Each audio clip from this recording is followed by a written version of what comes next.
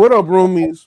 Let me ask you something. What if there was a place where every decision you made, every path you could take, everything about your life was already recorded? Would you want access to it? Because today's guest believes that this place exists and that people can actually tap into it. She's a medium, an Akashic record practitioner, and but what really caught my attention is that she spent 20 years in a legal career and then completely shifted into this world. So today we're gonna get into what the Akashic records actually are, how people access them, whether whether they could give you clarity about your life. Jacqueline, welcome to Neighbors. It's lovely to have you on. Thank you. Happy to be here. I'm happy that you're on. And the Akashic Records has always fascinated me because I came across, like most people, I came across it like on the episode of Ancient Aliens where they were talking about it.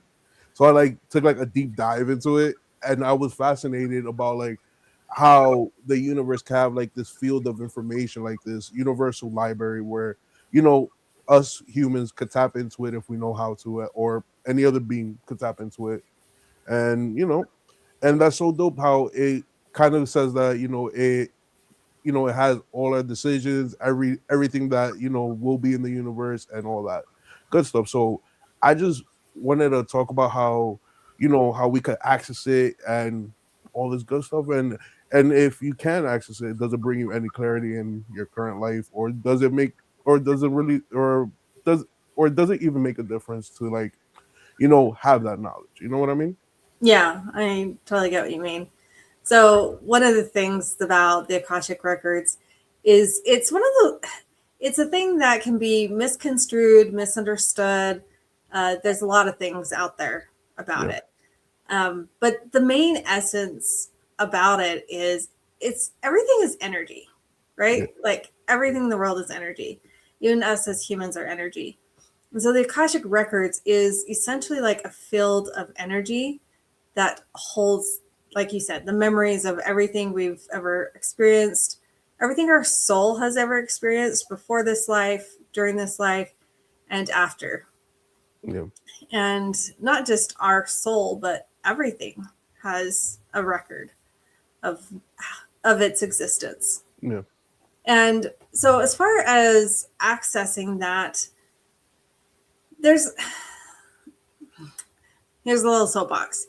Yeah. There's a lot of different ways that you can access it, but the main big thing is intention and tuning in to the frequency and the vibration where the Akashic records exist. Now, some people can stumble upon that, like in meditation. That was when I first kind of stumbled upon it myself, was doing a theta meditation Yeah. and getting into that space and kind of stumbled upon it. And I was like, well, what's this that I just saw and experienced? Because I had a very similar experience, and later on I'll break that down. I'll let you know about it. But when it comes to like accessing the Akashic records and all that good stuff, right? Um, do you, and you mentioned intention? Can like somebody access it without having the intent to like access it? Can they just like meditate and just be like, oh snap, like I'm here now? I do think it is possible, but I also think that it's one of those things that I feel you need to be kind of careful and wary of because of the nature of what the Akashic records are and the sacredness of it Yeah. and the massiveness of it. It's important to do so with respect and reverence. And my personal opinion, I think anyone who is serious about wanting to learn how to open the Akashic records for themselves, it is definitely, I think, pertinent to hire someone or to go through a course to be taught how to do it properly with having the not just the intention, but also recognizing where energetic boundaries come into play and being able to tune into the authentic records and not false records. Mhm. Because Okay. just with everything, there's light and dark, there's opposites. So there's importance of being properly trained for it. Okay. And you said there's false records. So like, what's an exact? Not an example, but like, how do you know if you're like in the authentic Akashic records versus like a false or like a dark Akashic record? Yeah. So for me, I feel like a lot of it is when you are properly trained, you will learn and you'll be taught and attuned to the authentic records, assuming that the practitioner that you're learning from is doing it properly. Yeah. Um, and so once you've been tuned into the authentic records, you can start, you'll notice and you'll be able to be aware of when it's not. And that's also part of where that intention comes into. Like when you're setting the intention to open your records, set the intention that you're opening your authentic Akashic records and speaking to your authentic guardians of your authentic Akashic records. Okay. Okay. So like, so matter of fact, let's go back. Okay. You had a career in the legal field for 20 years. Yes. And then you switched over to mediumship and being and accessing the Akashic records and becoming a practitioner. So how did that transition happen? Was there like a certain event, or did you just like one day say, you know what, I want to do this? Yeah. So there were a couple of different events that led up to me making that decision, and the universe had a hand in that. Cool. I'm all ears. Tell me about it. So I've been seeing and communicating with angels since I was a kid. So that's Okay. been something that a gift that I've had like my whole life. But as you stated, I was in the legal field. I was a paralegal for 20 years. And my sister passed away from pancreatic cancer My at condolences. the age of 39. And so that kind of hit home for me of like, you never know how much time you have left.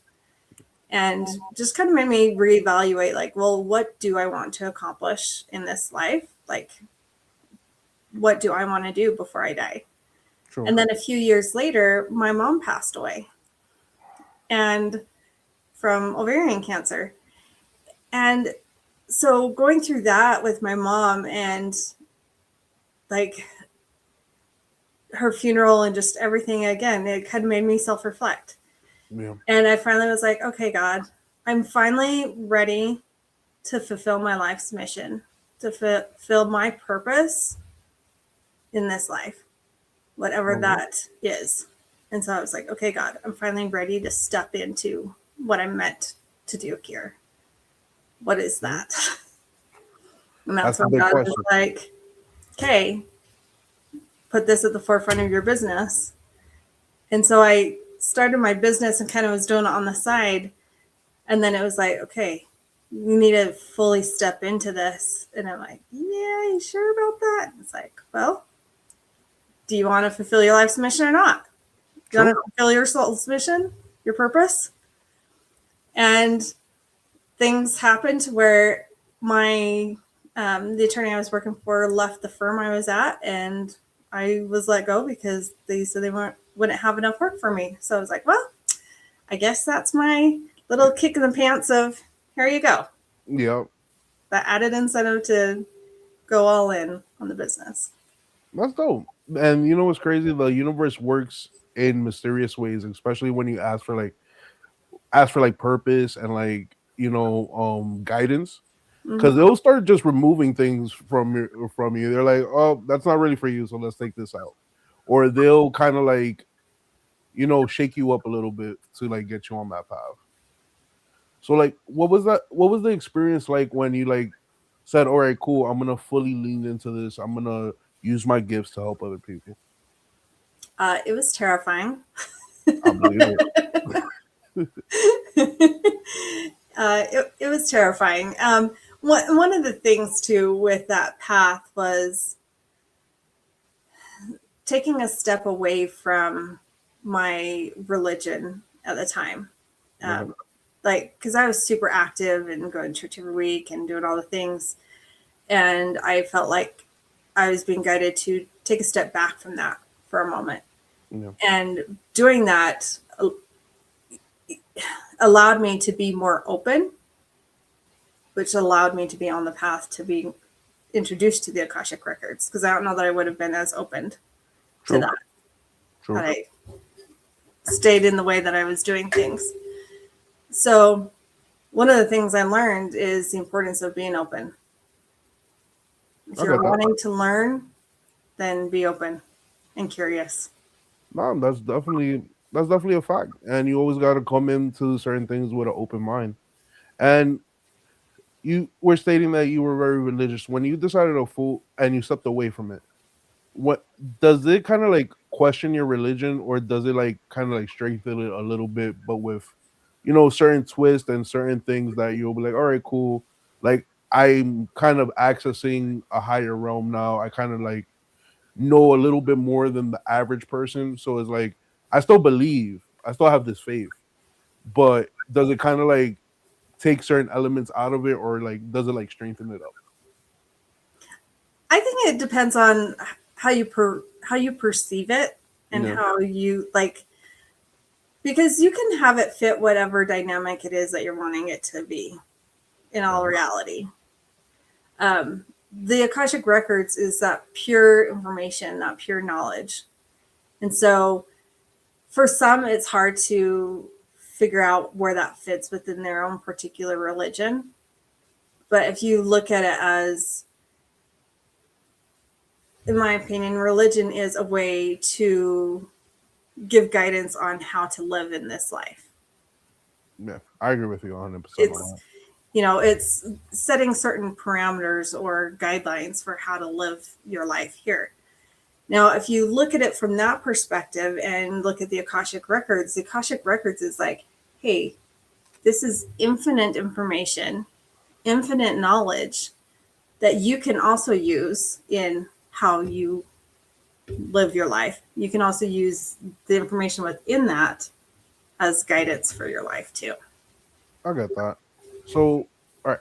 So, when you first, so take us through it. Like, so you're, you're going full fledged on your business, and was this, were you just doing like mediumship during that period of time before you discovered the Akashic records, or was it like a dual thing?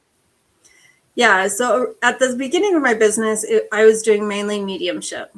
Hmm. So it was mainly angel readings, connected people with loved ones, seeing like what beings are around you that are having an impact on you. Because you hear the phrase, the 5 people you hang around the most, you become. Yeah. And it's like, how many times have you thought about, well, what are the 5 entities or the 5 spirits or angels that are hanging around you? True. Because they are also having an impact on you. True. I never thought about that, but you're absolutely right.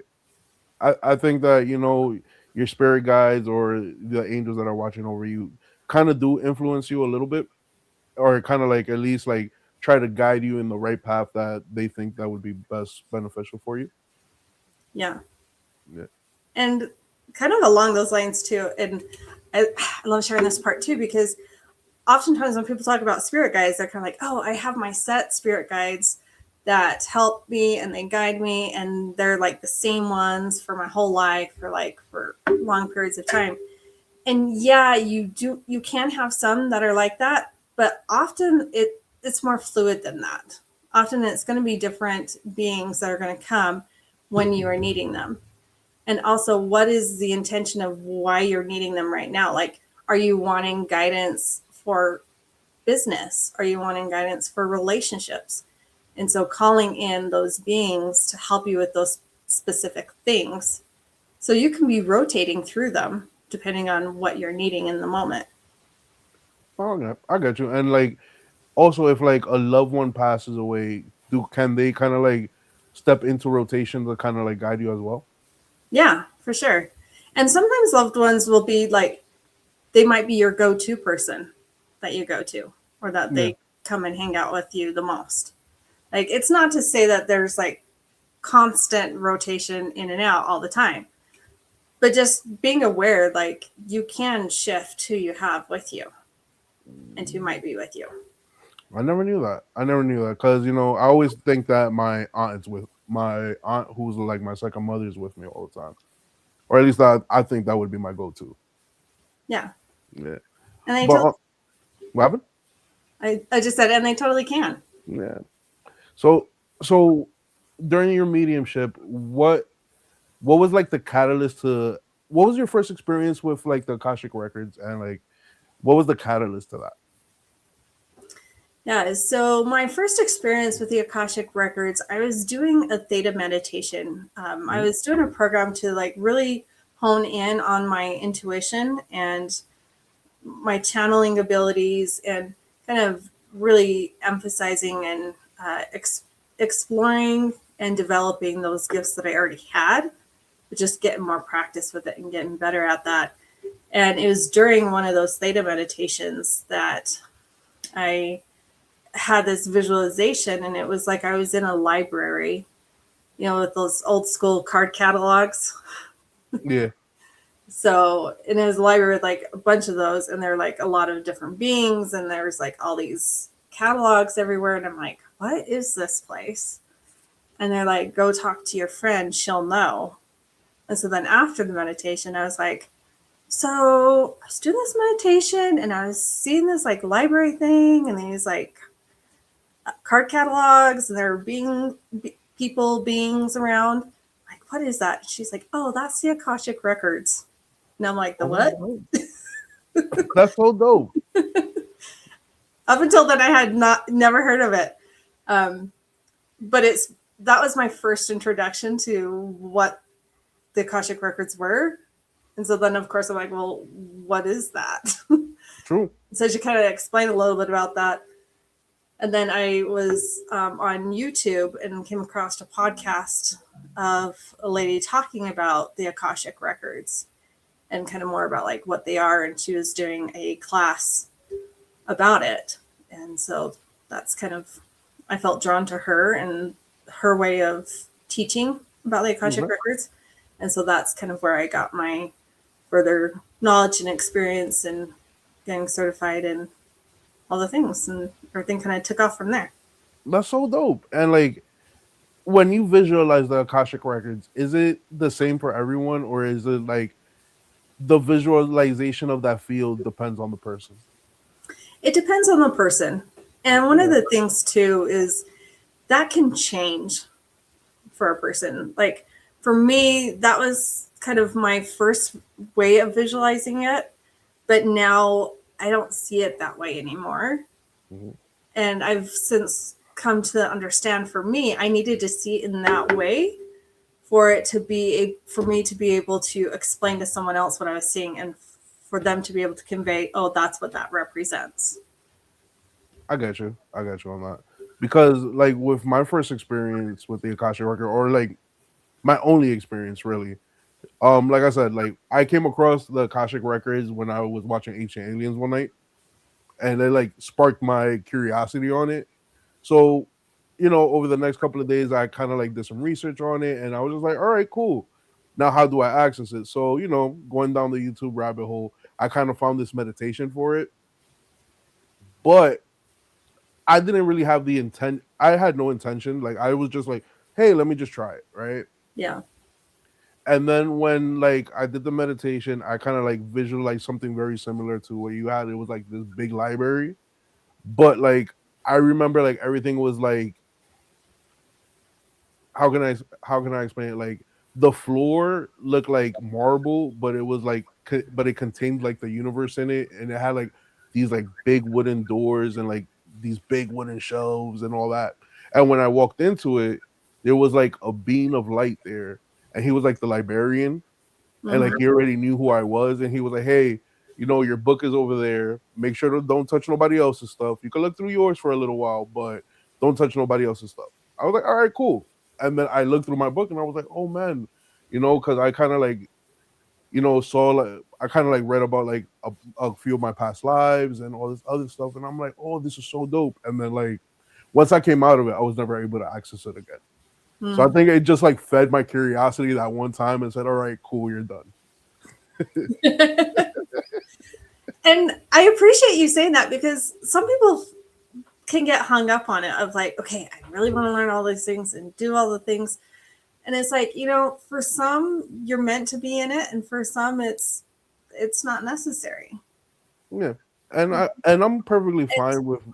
and I'm perfectly fine with not being able to like access it because I truly do believe like one of the beautiful things of life is the mystery of it. But I would love to know a little bit more about like my past lives and who I was like Yeah. before this incarnation of myself. Yeah. Well, and one of the things too, like, is the timing as well, because sometimes it's okay. It's you can access this little part right here, right now, because that's what you need, and maybe Mhm. you don't access it for a while, and then maybe there's another time later that like then you are able to access it full fledged and all the aspects of it. So just because you don't access it now doesn't mean you can't later. True. You're absolutely correct on that. And do you see that often when you like help people access it? Since you're a practitioner, when you help people access the Akashic records, do you see that they'll go into it like once or twice and then they'll not be able to access it for like a while because they kind of like got the information they needed for what they're going through? Um, so as a practitioner, I use the Akashic Records every session with my clients. Um, and not every session do we open the client's records per se and walk them through the whole process. Mhm. Sometimes if they are just wanting information, then I can just tune in to the records and um, with their permission, obviously, and access the information. But most of the time, we are going into their records and doing a guided visualization and healing with them. And oftentimes, past lives comes into play. But my favorite is the in between life stuff. All right, all right. Well, what's the in between like? Oh. Yeah. Well, if you think about it, okay, so your soul existed before you came into this life that you're in right now. True. And you hear about past lives. It's like, okay, well, what was your soul doing between that past life and its next and the next life that it went into? Like, where did it hang out? Where did it reside? What was it learning? What was your soul experiencing? True. The realm in between realms, I guess you would say. Yeah. So And it's so much fun to explore that side of things too. so how is it when you explore like that side of things, like the I don't want to call it like the intermission between lives, but that's kind of where I'm leaning to, Kinda, yeah. because I would feel that, because since our soul is, immortal and eternal, right, Mm-hmm. that the in between realm thing or like the intermission between like incarnations is our actual life, and like every incarnation is just like a lesson learned or an experience versus like our full embodiment. Yeah, it's an aspect of our embodiment. Yeah. Yeah. So how is that like? Is it like heaven, purgatory? What are we talking? Well, and here's the cool thing. It it diff there's definitely some similarities from like one soul to another soul, but there's still that uniqueness with every soul because it's like, well, where's your soul family? What realm did your soul originate from? Was it galactic or angelic or earth like, or where was your soul incepted? Where does it Mhm. naturally want to be guided to go to in Okay. between? And sometimes, but like some of the in between life regressions that I've done, sometimes it's souls go for a rest period where it's like, okay, that was a rough life. Like, I'm going to chill for a moment. And then others, it's like, cool, there was a lot to learn. There was a lot in that life. I want to kind of deconstruct and like, let's analyze what happened. And then there's times of connecting with other souls Hmm. and collaboration and learning that can happen there in that space too. So it kind of varies depending on the soul themselves and then Okay. also kind of the timing of like where it's at within the soul's journey. I get that. And can you like go through different like how can I word it, like different inceptions, I guess you would say, like can you be human and then like experience like, and just entertain me here, like a ET life, like I could, like this life I'm human, but then my next life I could be from like Alpha Centauri or like become an angel or something like that. Yeah. Oh, that's so dope. That's Yeah. so dope. And do you have to like kind of like raise your vibration to become that, or can your soul just like choose it during like that intermission? So, from what I've witnessed with my clients, and also when I've done it for myself too, that a lot of the times your soul has a choice. It can choose, like, okay, what do I want to experience next? Okay. Like, there might be some guidance on, okay, here's some options, but ultimately your soul still gets to choose.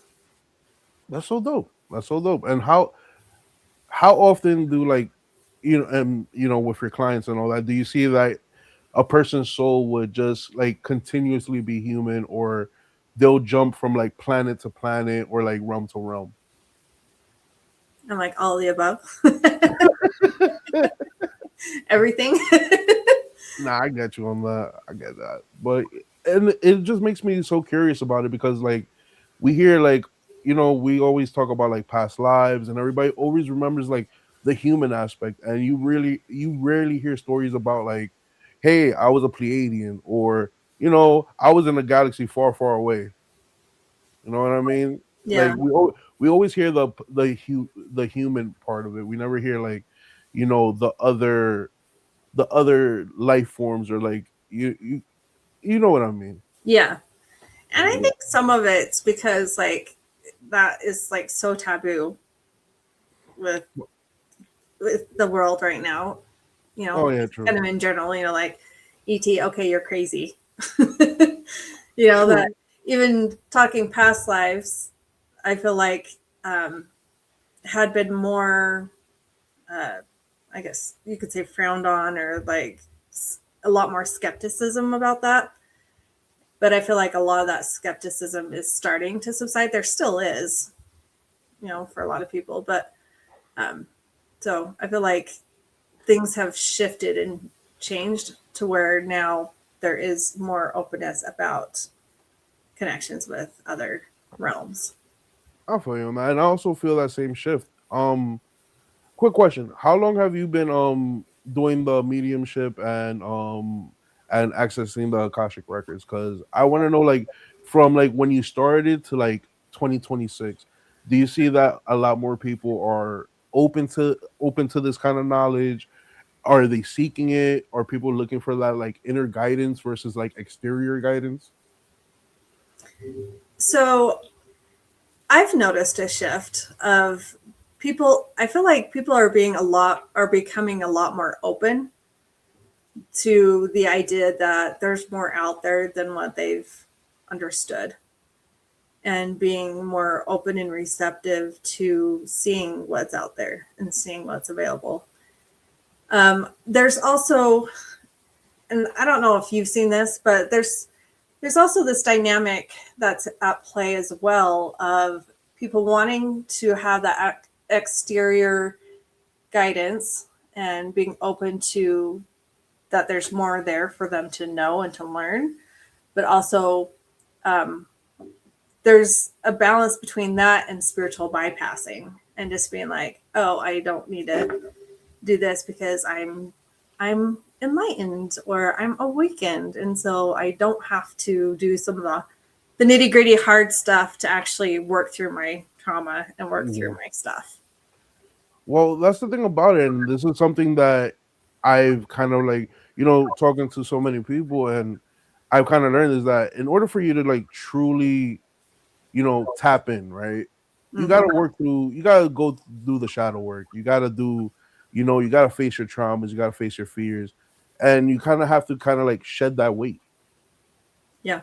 Yeah, and when you do shed that weight, besides feeling lighter within yourself, you kind of also deconstruct the programming that we're normally used to, where in religion, in government and everything is always an exterior experience, when the number one thing they say that God, the universe is in us, but we never truly look into it, internally. Yeah, and take the time to do that. Mm. And so, how important is it when your clients come in, right? How important is it to emphasize that they have to work through the trauma and the weight? It's huge. And a lot of times, probably about 80% of the time, 80-90% of the time, the sessions are addressing that, Hmm. like addressing stuff that's ready to be addressed and processed and cleared. And I love doing it through the Akashic Records because it's getting to the soul level and guiding you on that subconscious soul level to where you are the one in the driver's seat and I'm just kind of guiding you. Be like, okay, tell me what's happening next. All right, now let's go here. Okay, now tell me what's happening. So that transformation and that shift isn't happening just outside you and someone is telling you what's happening, but you yourself are experiencing it, and it's shifting within you on the subconscious level. I get that. And you said that's about 80-90%. Are is like Do you have any like clients, or like have you had any sessions where it was just like more curiosity and inquisitive and fun versus like working through like trauma and like healing? Yeah. So there are some that just because of where they're at, they're more in the very logic brained, where they're like, okay, I'm just trying to figure out where's the next step with this and strategy and that kind of thing, where it's more of just tuning in to receive the information in the Yeah. records than necessarily going through a healing process. So there's that aspect that comes in. I also have clients where they do a lot of their own inner work and a lot of processing and stuff that way, to where some of our sessions, it's more of, okay, let's tune in and see what the guardians have for you today. And I have like two particular clients where a lot of those sessions tend to be more of, hey, here's some light codes that are ready to come in. Here's an activation and an up leveling in frequency that is ready for you. Here, let's just help your body to energetically hold that, and I'll hold the space for you as this channels in and comes in and integrates with your body. So sometimes it can just be up leveling on that next phase of, you could say, spirituality or vibration or channeling, and kind of bringing that part in. So that's kind of where some of that curiosity part comes in. But Yeah. also, whatever you're open and ready for can come in. That's so dope. You had mentioned light codes. I've heard the phrase before, but I never like figured out what that is. So what are light codes? That's a great question.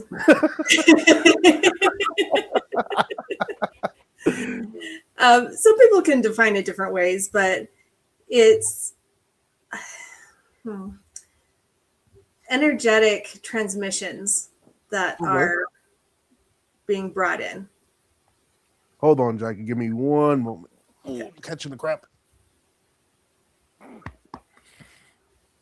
Need to drink a little bit more water. Give me 1 second, mama. Okay.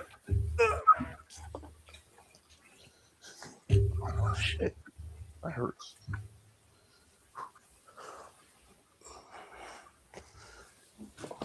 What's that? I'm back. So you were saying light codes are like energetic transmissions? Yeah. So energetic transmissions, downloads, that kind of thing. That's so dope. That's so dope. And like, do you get like a lot of clients that get like light codes, or like do you start receiving those like once you've done healed yourself and like worked through the trauma? Um, I can get some those. Speaking of lycos, they come in whenever they are needed. Okay. So sometimes they might come in with a healing, and sometimes it comes in with an activation. Those are generally the times when they come through. I But got you. it's always the intention of whatever the client needs and is for the client's highest and best good. I'll get you. Okay. All right. I want to ask you a really fun question, right? Okay. Since you know you have access to the Akashic records and you work with so many people, have you ever helped guide somebody through like their own records and then they find out like their past life was like in Atlantis or like Myria or like one of those like ancient civilizations that we kind of like romanticize? Not those particular ones, but I have had some clients where they had been in the galactic realm, Ooh. and that even here in this life, some of their um, guardians, spirit guides, whatever you want to call them, that some of their guides are from the galactic realm that are here helping them as well. So Okay. that kind of throws in another aspect to like spirit guides, because that could also be from other Okay. realms too. I got you. And like when we talk about the galactic realm, right? Is the galactic realm different for every entity? Like, let's say that if we were like a different species, right? A different like alien, we were like aliens or something. Would like a human spirit guide be considered a galactic entity in that case? You go, you I kind of know what follow you're on. saying, and I'm like, that's a good question. I don't know that I've heard that conversation before. You So got I don't know. because I would think that, right? But I also think that Earth is the ghettoest planet probably in the galaxy right now. That's why aliens don't come around. But no, but you get what I mean. Like if I was like a different, if I was like an extraterrestrial or an alien, whatever, and I have a human spirit guide, I would think it's kind of on the galactic level. I would guess. I would say. Or galactic in the sense that it's from a different realm Different, yeah, and a different realm or different a different space and planet. time. Yeah, Yeah. that's what. Or but um, so when it comes to like accessing different guides from like different realms, how do they like does your soul like attract them? Does your soul attract it, or do they kind of like come in for when you need a particular thing? I think it's both. Okay. I feel like it's the majority of the time it's they come when you need it and Mhm. when the timing is right. And um, and in that sense, with your soul kind of attracting it, I feel like there is a little bit of that attraction part coming into play, but that also goes along with what you are needing in the moment, right? Because we Yeah, attract what we need or what we want. And I so got you. it's kind of like both, All right, all in right. my opinion. Have you ever had like a client that was like super skeptical and they first come to you, they're kind of like, I don't know if this is gonna work, but by the end of the session they're like, holy, my mind blown, like, oh my god, this was like the most profound thing that's ever happened to me. Yeah, I actually did have a client that you just said that to a T. That was And that how were kind of like, well, I'll just try this. And one of the things I tell everyone that I work with and who is interested in going into this stuff, the more open and curious you are, then the more you can receive. I got you. I really feel that is something that really like resonates with me, especially with the curiosity thing. Like I really do feel that the more open minded and the more curious you are, just not like on a spiritual level or whatnot, but just like on a regular base level, right? Yeah. I feel like your mind opens you up to so many more opportunities and lets you connect with so many more people and receive that information and that knowledge. Where when you're closed minded, you kind of like are a little bit more standoffish, so you're not having that gravitation towards you. You would say, I would say. Hmm. And especially when it comes to this type of stuff, if you ever find yourself being like, "Oh, I already know all that," cool, then there's still a lot more you can learn. True. Um, True. I don't know about you, but like for me, I've noticed, and other people say this too. Like the more you learn, the more you know that you don't know. True. And one of the biggest things that I always say is that if I'm the smartest person in the room, that's not the room I need to be in. Because the mind of the student is always better than the mind, I would say, of the master. You know what I mean? Because the master's kind of set in its ways. They kind of feel that they know everything, but the mind of the student is always trying to like figure things out, find new ways, find new paths, and all that. Yeah, and I think that's a great point that you make too. Of like the master and student is even those who are practitioners doing this. It's important for us as practitioners to be open and for us to be continuing to work on ourselves and going to other practitioners and having those experiences and be reminded of what it's like to be a student, be reminded of what it's like to be a client, because even as practitioners, we are also clients too. True We on are that. also students. True on that. Can All right. So can like accessing the Akashic records give you like an advantage in real life? Like, it could give you like an edge over like other people. Like you kind of like, hey, I kind of already know where this is kind of gonna go and all that. I think it can give you an edge for for what the I don't know why I'm like stumbling on words today. It's just the end of the day.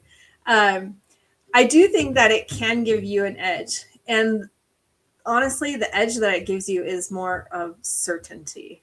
Okay. Because when you can tune into the records with whatever the question is that you have or wanting guidance on, the guardians have a 360-degree view of everything going on. And oftentimes we get our tunnel vision and we only see in front of us, maybe to the side of us, but they can see the whole picture. And so being able to access that and to be able to tap into the whole picture and being able to see things on a soul level and Yeah. getting soul level clarity, then you can feel how much more confident can you be in making a decision when you're like, no, yeah, on a soul level, this is my right choice to make right now. I don't think there's any. You can't get any more confident than that. Especially when you feel it in your soul, like when your intuition is telling you, yeah, this is the right path for you, or like this is what you need to do. You don't really get more confident than that. And then when times get hard and people question you, and you're like, I'm good. I know that this is what I'm to do right now. Yeah, and even if you're going through like you're a down slope, right? Mm-hmm. You're gonna come back up. You're gonna achieve and succeed. But life in the universe is gonna throw some curveballs at you, and that's how I feel that we grow. Yeah, for sure. So like, all right, should everybody access the Akashic records? Do you think that that would like bring people more together, more united, or do you think that maybe not everybody should have access? I feel like that's a little bit of a trick question because everybody can have access. Now, I do think that discretion with who has access is helpful, but I don't think that should be something where there's someone that's like, well, the guardians are there. The guardians are guiding and protecting the records in that sense. But there are people out there that don't necessarily have the best intent, and those, no, we don't want them accessing the records. But for like the everyday Joe, the everyday person, I think, yeah, why not? But also doing it in the proper way and with proper respect and learning how to do it. I got you. And can people access the records for other than like just like looking at their own like Akashic records? Like, let's say For instance, right? If you're an inventor or like a musician or somebody who Mhm. creates, if you access those Akashic records, do you think it they that they could it could help them in their craft or in their field of work? Oh yeah, for sure. Yeah, it could help with anything. Okay. Now I feel you on that because I know that there was a story that it kind of like ties into that this question was the invention of the telephone with Alexander Graham Bell, and I forgot the other man's name, but I know he was in France, and they invented the telephone at the same time, and Alexander Graham Bell just patented first before he did. So that kind of like my thought was that if something was gonna come into existence or at least into like this realm, the Akashic record is gonna like send it out to like multiple people, and whoever like gets it first, I guess. Yeah, whoever accesses the information. Yeah. There's so much knowledge and wisdom that is around us at all the times that True. we just need to tune in and tap into. That's 100%. Um, what's one experience that had you like really stuck on like what's one experience that you had like either with a client or like a personal one that had you really like awestruck at the Akashic records or like even your spirit guides?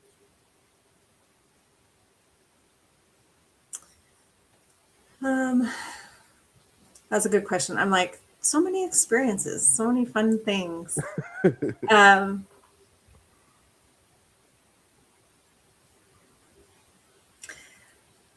one experience was one where I myself was going through the Akashic Records, doing an in between life regression for myself with another practitioner. So she was the practitioner and I was the student.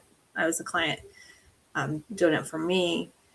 And just the dynamic and the clarity and the depth that the records bring, uh, especially the more open you are, the more that you receive.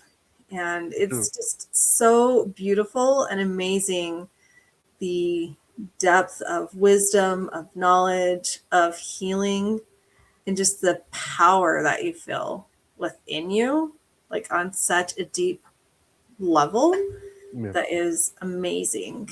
And it sticks with you. It's not just oh yeah, that was a nice session and you forget about it. No, you remember it, you think Yeah. on it, it reminds you.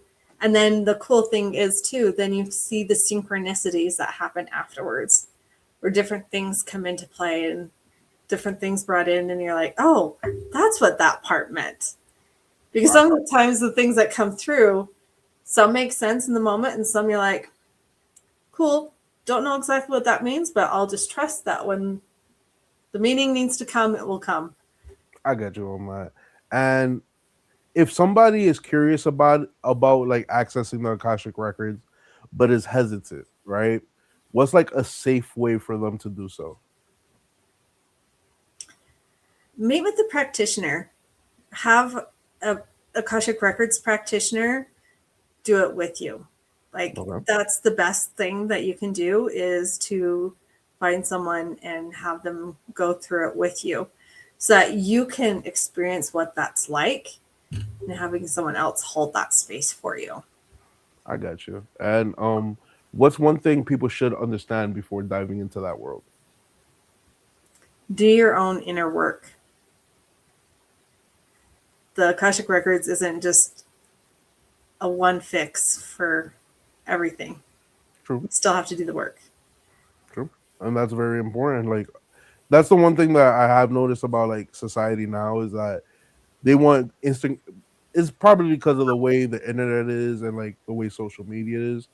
Everybody wants instant gratification, but they're not really like looking towards like working on themselves and kind of like enjoying the journey in order to get to the destination. Yeah. Yeah. So before we wrap everything up, right? I always ask all my guests this question. Do you have any words of wisdom, final thoughts, or advice for the roomies? Your intuition is there for a reason. Take a moment each day and tune into your soul and ask, what does your soul want you to know today? All right. You heard it here first, roomies. Listen to your soul, because your soul will teach you something. And if you're going to access the Akashic Records, make sure you do it in a safe way where you're not accessing the false records. And with that being said, peace out.